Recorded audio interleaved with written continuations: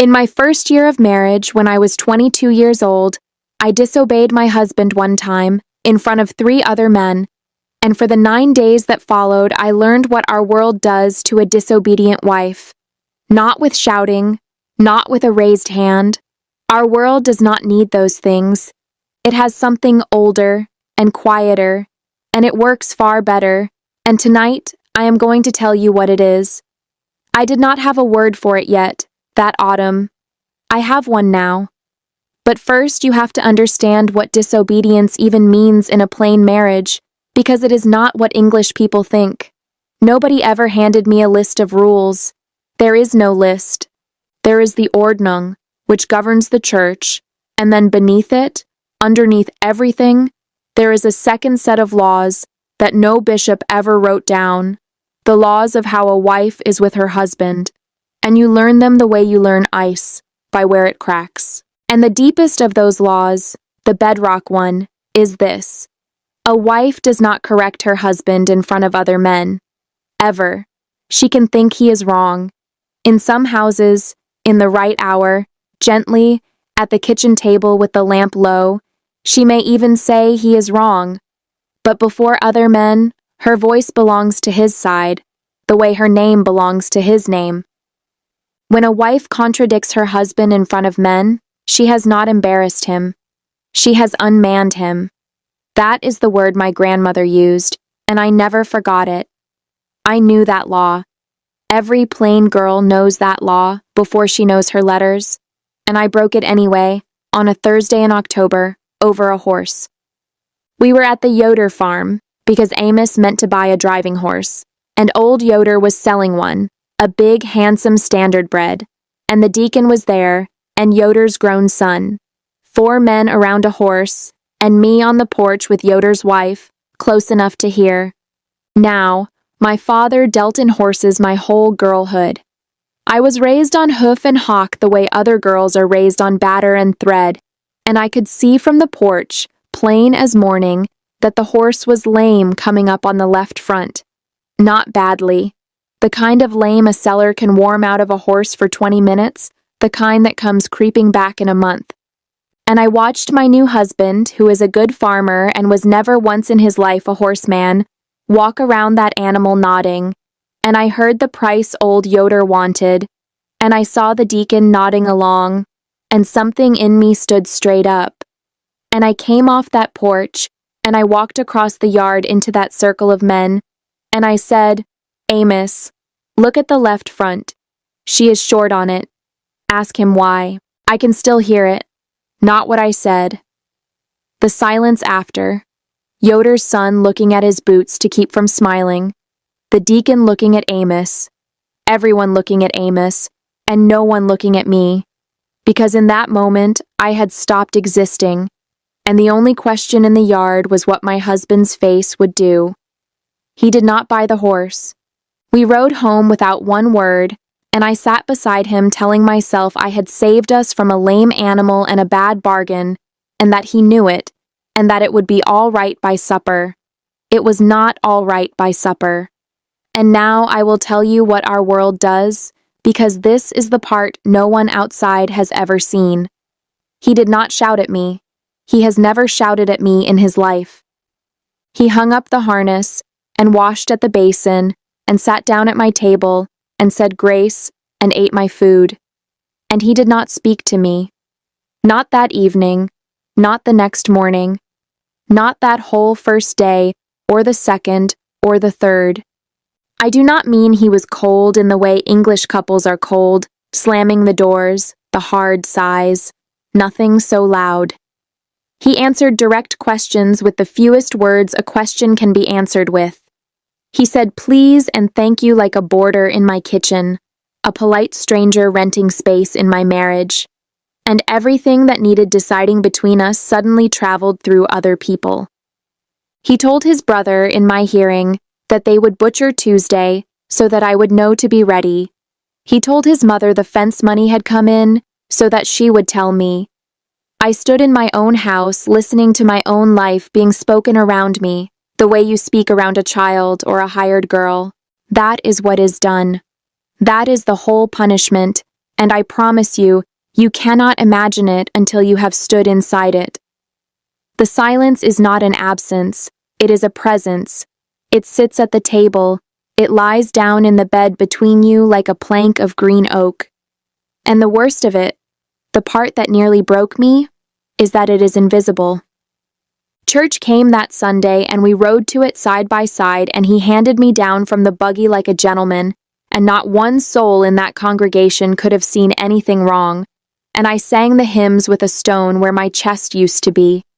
On the 6th day there was a quilting at the Stoltzfus place, and I went, because not going would have said more than going. And I learned something that day that I have never forgotten, which is that the women always know. Nobody had told them. Amos had certainly told no one, and I had told no one, and it did not matter. There is a code among plain women, older than any of us, and it is read in the smallest things. Ruth Stoltzfus put me at the good corner of the frame, the east corner, where the light is best, which is where you put a woman who is being punished at home, so that she has one place in her week where she is honored. Nobody announced it. She just put her hand on that chair and looked at me. And old Barbara, who had buried 2 husbands and feared nothing on this earth, threaded her needle and said, "To the quilt, not to me, when mine went quiet on me, I used to sing while I worked." He hated that I could sing. And all the thimbles went up and down, and one by one, without ever once saying the word silence, without ever once saying the word husband, half the women at that frame told me, in the code, that they had lived it too, and were living it, and had outlived it. I rode home from that quilting stronger than I rode to it. Our world gives its men the silence, but it gives its women each other, and to this day I could not tell you which is the stronger tool. There is more of this story than I can fit into one evening at this window. What my mother said when I went to her at the end of the first week, and what my grandmother said after her, which was the opposite thing, and the one sentence of hers that I have carried ever since. I set all of it down in my book, A Quiet and Faithful Home, everything I have learned about marriage and duty, and keeping your own soul alive under a plain roof. It is in the first pinned comment below. But do not go yet, because I have not told you about the 9th day, and the thing I found in the barn, and if you leave now, you will think this is a story about a hard man, and it is not. It is stranger than that. I went to my mother at the end of the first week, because a girl does, even a married one. And my mother heard the whole of it with her hands in the wash water, and she did not take them out. And when I finished, she said, "Well then, make it right. Go to him tonight and say you spoke out of turn, and it will be over by morning." And when I said, "But Mem, I was right about the horse," my mother did something I had seen her do my whole girlhood, and never once understood until that moment. She turned her face to the window, just for a breath, and I saw 25 years of made-it-rights pass over it like weather, every one of them swallowed at some kitchen table before I was ever born. And then she turned back and said, "Right has nothing to do with married," and went on wringing the sheets. That was my mother's whole teaching. It kept her marriage 40 years, and I have wondered all my life what it cost to keep it. It was my grandmother, 2 days later, who gave me the other teaching, the one I have carried instead. But I will come to her. By the 8th day I had stopped being sorry and started being angry, which my mother could have told him would happen, because silence works on a guilty heart. But I no longer felt guilty. I felt wronged. I had been right about the horse. Everyone knew I had been right about the horse. And on the 8th night, I lay awake beside a sleeping man I was no longer sure I liked, thinking thoughts a plain wife is not supposed to think, about the years ahead, and the length of a life, and how quiet a house can get. And then, on the 9th day, I went out to the barn to look for a crock my mother-in-law wanted, and I found my husband standing in the far doorway with the light behind him, and he did not hear me come in. And he was talking, low, half under his breath, the way men talk when they are alone and working something loose. And I stopped in the dark by the grain bins, and I listened, and I am not ashamed of it, because what I heard gave me back my marriage. He was practicing, out loud, to the horses, to the empty barn. He was trying to build the sentence that would end it, and he could not build it. I heard him start, 3 times, 4. You were right about the no. A man cannot say to his wife, you were right about the horse, because the horse was never the wound. I heard him try, what you did at Yoder's, and stop, and breathe. And I heard him say, to nobody, to the dusty light of that barn, so quietly I nearly missed it. They will laugh at me at the auction until I am dead. And then, after a long time, he said, but she was right, and I have made her a stranger for it, and I do not know the way back. I do not know the way back. I stood in the dark with my hand over my mouth, and my anger fell off me like water off a roof all at once, because I finally understood what I was actually married to. Not a tyrant, a prisoner. The same laws that had spent 9 days crushing me had spent those 9 days crushing him too. He had been shamed in front of the deacon by his own wife, and the law of the men said he could not simply laugh, wave it off, say my Sadie has the best eye for a horse in the district, which was true, and which some braver man in some easier world might have said. And the law also would not let him come to me and say the wound out loud, you hurt me in the one place a man like me cannot be hurt. So the law gave him the only tool it gives them, the silence. And the silence I understood in that barn doorway was not him refusing to speak to me. It was him not knowing how, and hating himself, and calling that hating discipline. The old ones knew exactly what they had built. My grandmother said it to me later that same month, and this is the sentence I have carried. She said, Sadie, the fence that keeps the wife in her place keeps the husband in his, and neither one of them chose where the fence stands, and the sooner you pity him for it, the sooner you will be warm again. The sooner you pity him for it. Not obey him harder, not fight him longer, pity him, because he is inside it too. So here is what I did, and you may judge me for it however you like.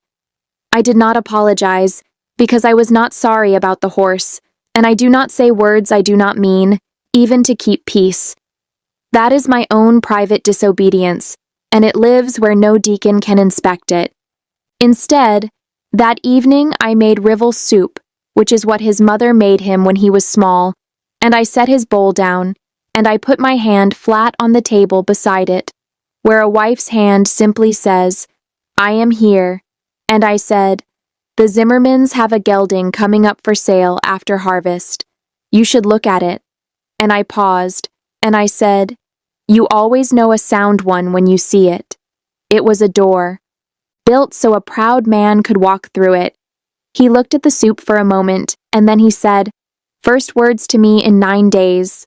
Well, maybe you would come along and look with me. Maybe you would come along and look with me. That was his whole apology, and I knew what it had cost, and I took it, and we never once spoke of Yoder's yard again. But I will tell you the true ending, and then I am done, and it is the reason I can tell this story without bitterness. 3 autumns later, I was in the back of the fabric store in town, behind the shelves, and I heard the deacon on the other side, needling my husband, the way men do to see if a bruise is still tender. Something about, better bring the wife to check its feet for you. Little laugh in his voice, and I heard Amos say, flat and calm as a Monday, God gave her the eye. I would be a fool to buy a horse without her, and a bigger fool to care that you know it. He never learned that I heard. He will go to his grave not knowing. And that is the man that came out of the man the silence built, and it took him 3 years to grow that one sentence, and I have loved him without 1 day's interruption since the moment I heard it through a shelf of dress fabric. So, what are Amish husbands allowed to do to a disobedient wife? Everything I lived through in those 9 days, and I learned it in my first year, and half the wives at any quilting could tell you the same story with different weather in it.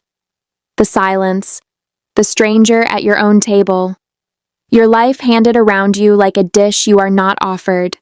It is real, and it is cruel in its quiet way, and it is the fence we all live inside. But I learned the other thing too, standing in that barn dark, and it is the thing I want to leave with you tonight, especially the young wives, especially any woman living inside her own 9th day right now. The fence stands around him too, and sometimes the strongest thing a wife can do is not to push the fence over, because it will not go, and not to press herself against it until she bleeds, but to reach across it with a bold